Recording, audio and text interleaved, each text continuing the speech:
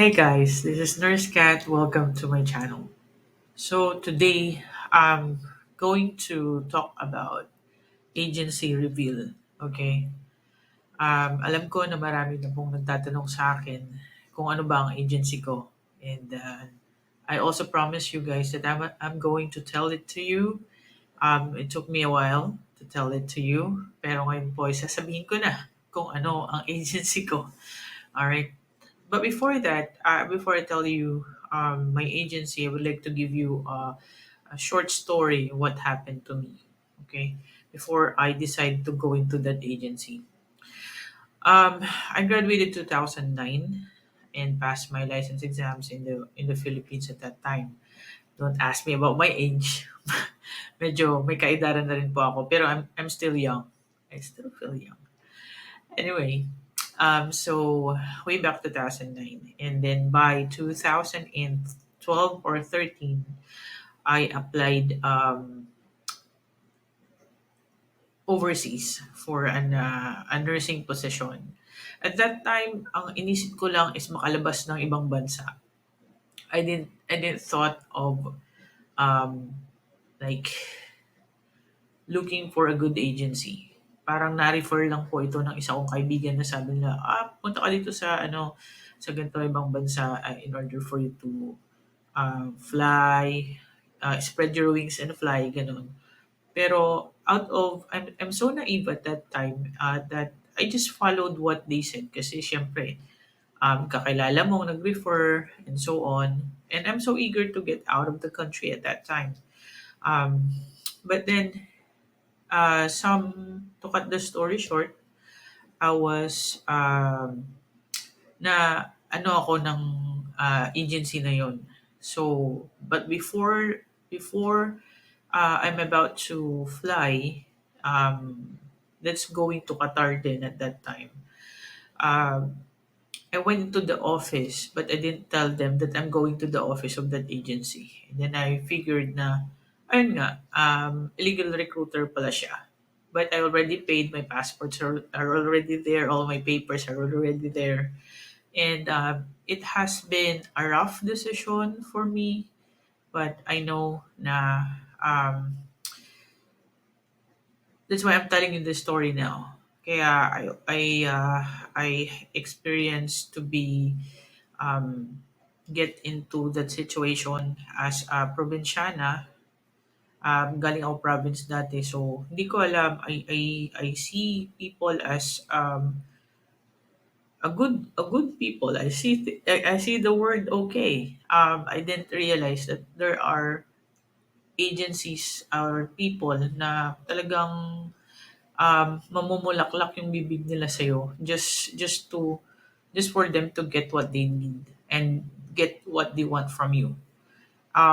So fast forward um, with my career, so hindi ko na tinuloy yun nung nalaman ko na they are tagged by Department of Labor and Employment as an illegal recruiter agency. Wala akong pinagsabihan. Ngayon ko lang nasasabi ito. So, I'm also afraid to tell it to my parents because I don't want to disappoint them.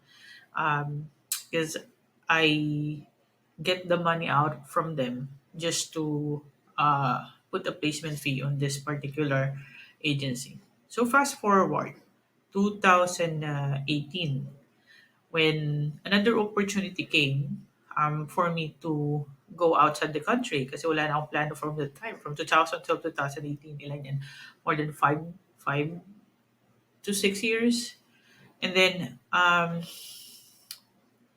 so, uh, pasado na ako ng NCLEX noon. And my goal is to really go to the US kasi yun yung advice ng father ko sa akin. And then, 2018, I had an opportunity to go to Qatar under Hamad Medical Corporation. And then sabi ko sa Lord dati, sabi ko, Lord, dito na naman tayo. Qatar na naman yung dati, di ba? Tapos ito Qatar ulit. Baka naman madenggoy ulit ako. I'm so afraid to commit mistake that I'm even having a second thought kung yung bagay na yun ba ay bigay ni Lord sa akin or hindi. The process is very smooth. Like, I was interviewed August, September, may visa na October, gusto na nila akong umalis. Kasama ng mga kasama ko, batch ko dati. But I moved forward to getting my flight by November. And I realized that kapag timing talaga ni Lord yung sinundan mo, maganda talaga. It's everything's gonna be smooth.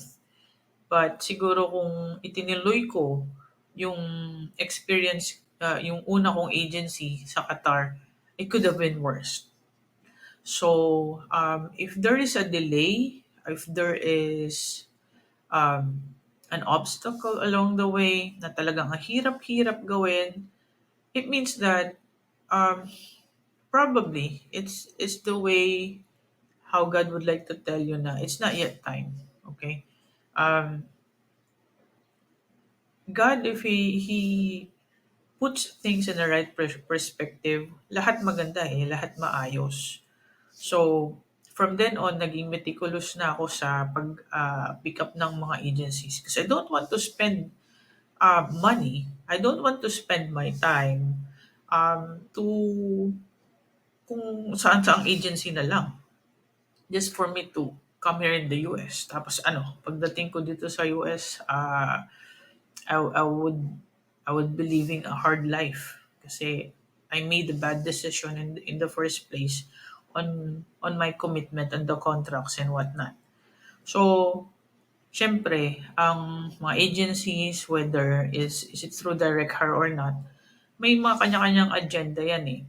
So what I learned throughout this process, what I learned throughout this experience is to educate yourself and not be naive, and make sure to sell yourself higher, and don't sell yourself low kung makikipag-negotiate ka sa mga agencies.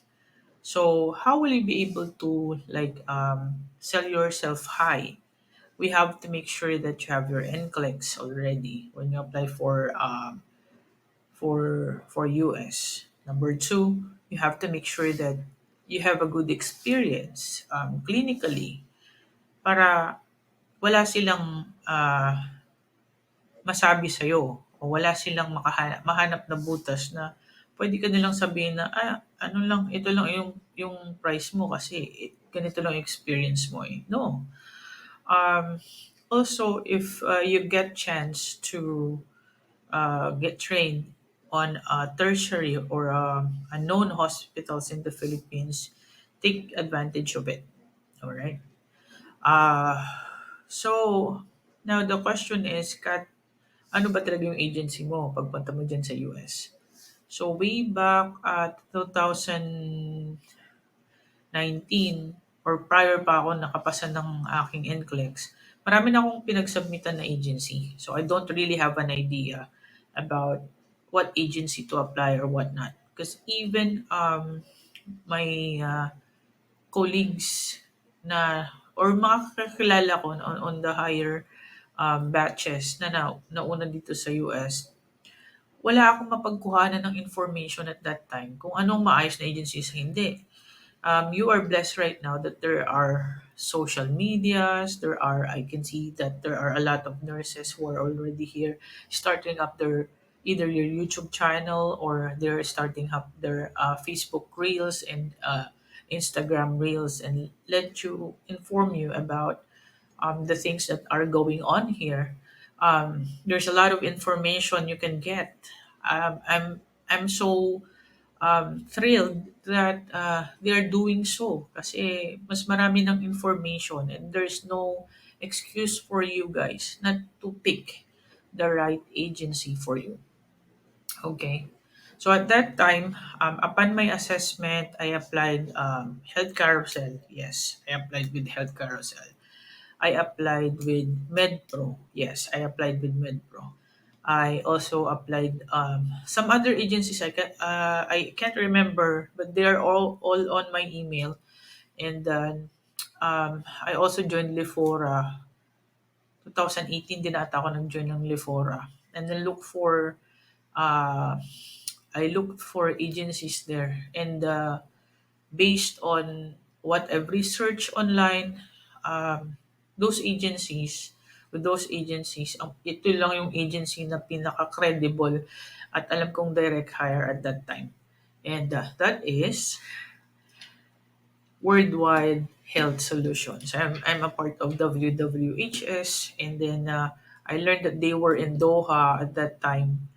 I think that was May 2019. However, nalaman ko late na last day na pala nila dun sa Doha. And then, anyway, I sent still an email, resume, and then they offered me that they said that there is a hospital in North Carolina.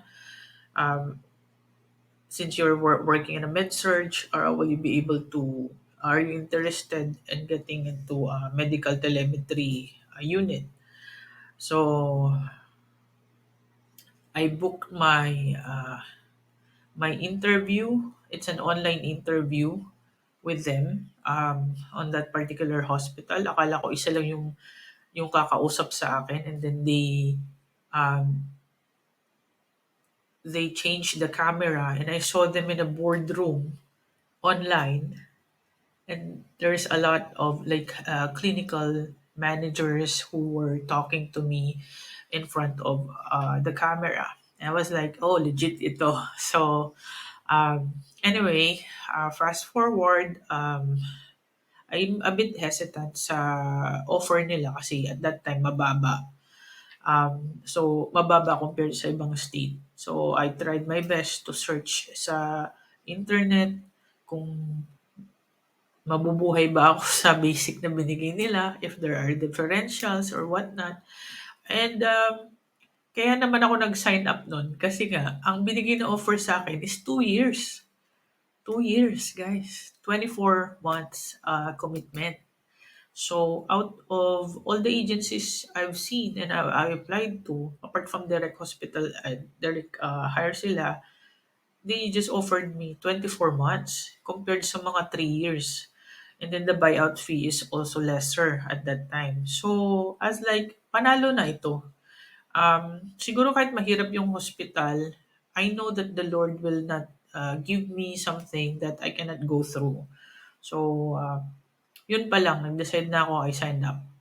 So, fast forward, I signed up, and I'm here in North Carolina now. And kaya din naman pinili kong North Carolina kasi I was searching online and say, hindi siya masyadong malamig. It has four seasons, and there's a lot of trees, tapos malapit sa beach.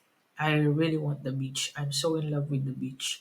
That's why I would love to go in a state na parang malapit lang siya sa beach. So, ayun. Yun yung mga naging choices ko dati. So, um, what's my experience with WWHS? How was it? With WWHS, I was paired to, nung nag-sign up na ako, binigyan ako ng offer, nag-sign up na ako. I was paired to a case manager. So, my case manager is very detailed. Lahat ng steps talagang pinapalo up niya kami, pinapalo up. Hanggang sa, nung malapit na kami sa papunta na dito, our group created a messenger group just to exchange information about what's next, or who got who already are on DQ, mga ganon. Hanggang sa nakilala ko na rin yung mga iba kong kasama doon na galing din ng Qatar.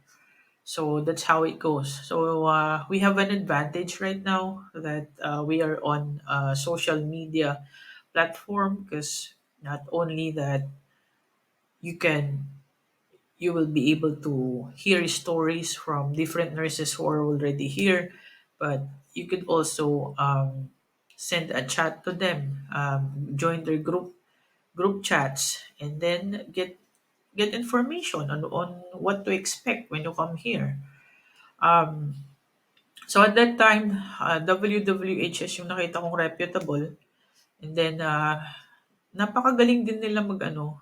Siguro natapat ako sa maayos na case manager.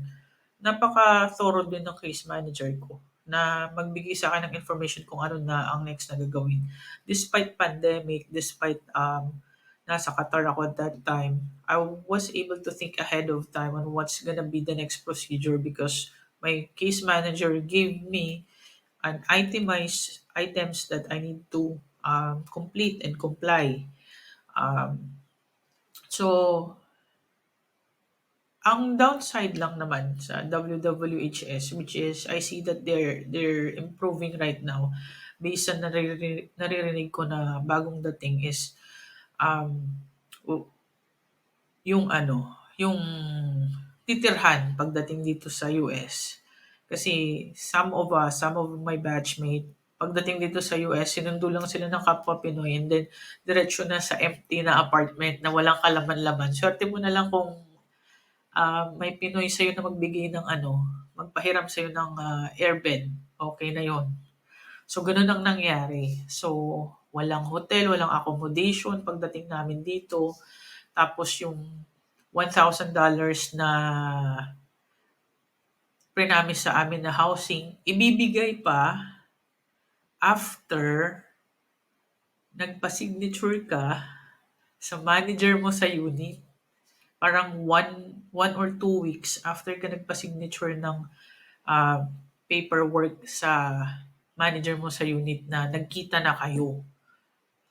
So imagine you have before you go to your manager, you see your manager, you still have to go through HR to the HR their contract signing.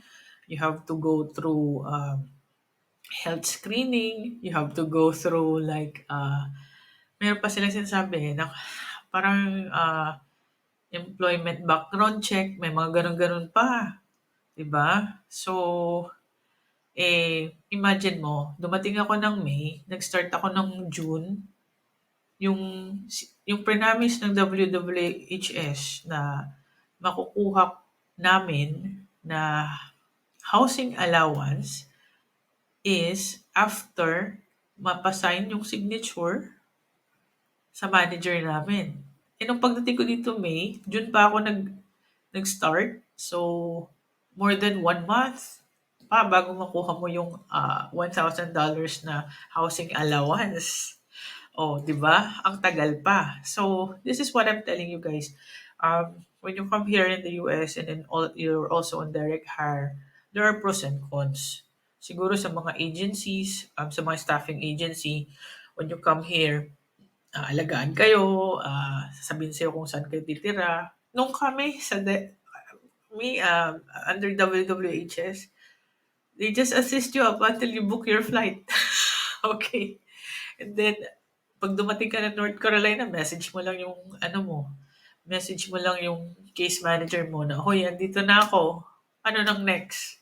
And then they will connect you over to the HR personnel of the hospital you are applied to. So it's crazy.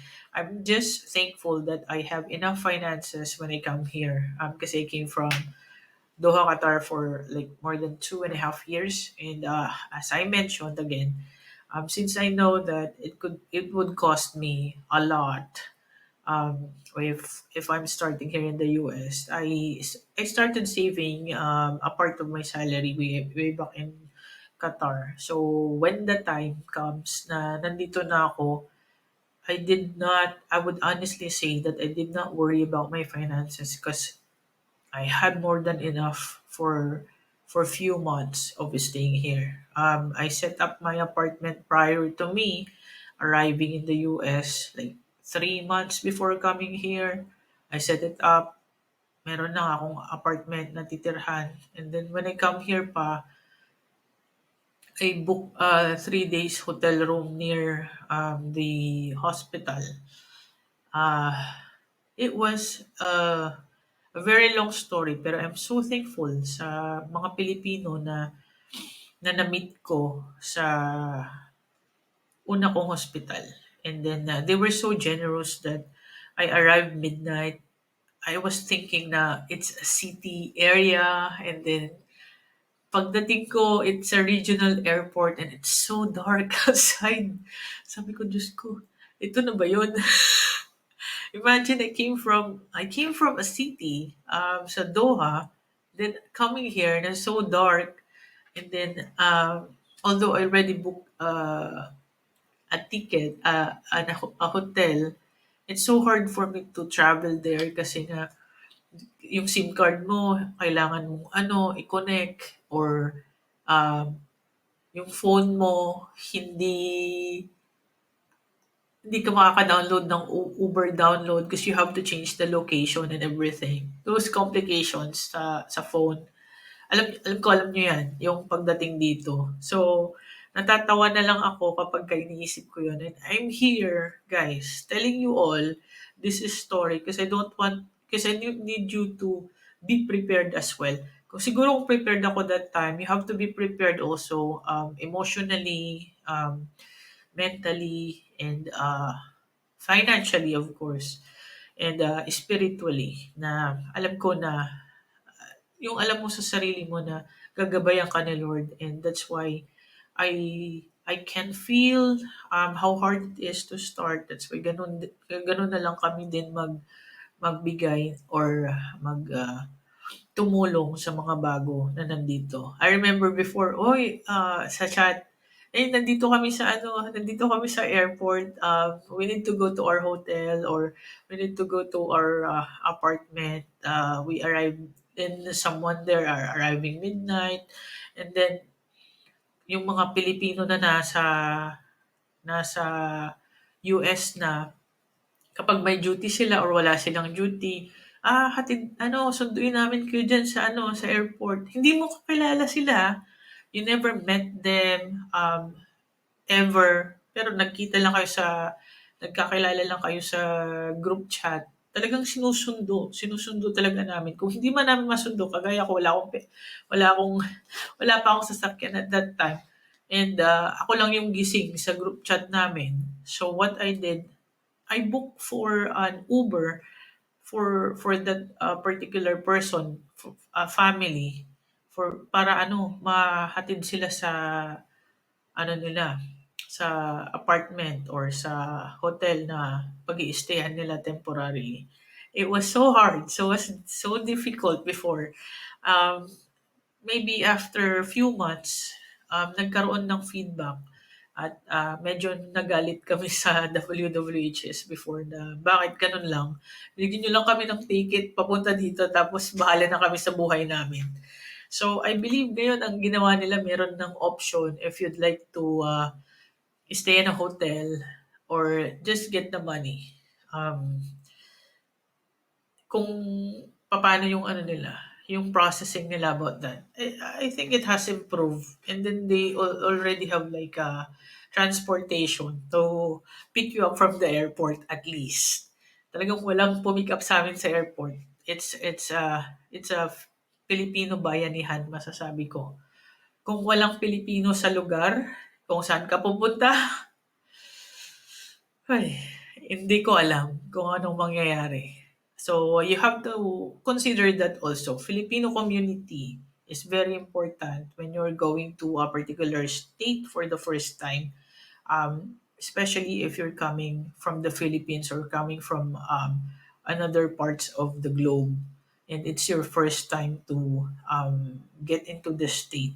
Make sure to connect to people, to Filipinos, because they will be the one na gigising ng madaling araw or midnight to run over the airport kahit hindi ka kanila kilala, to pick you up there.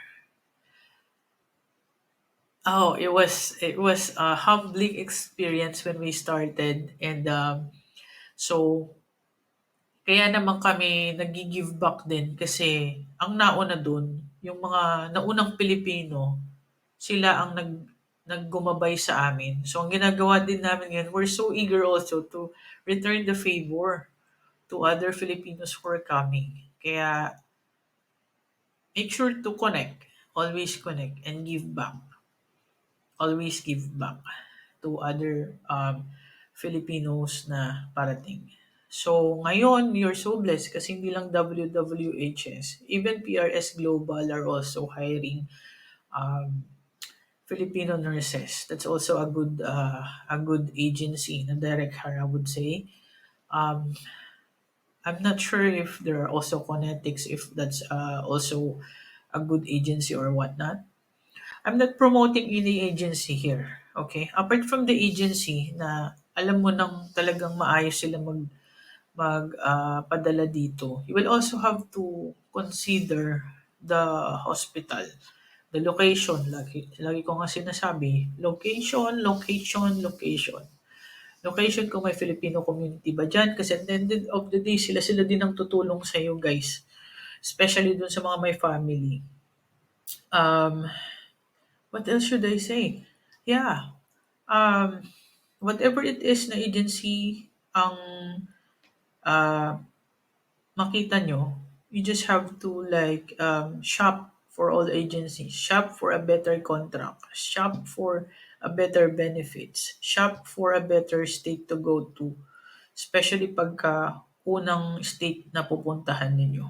Yun. And then pray, pray, pray.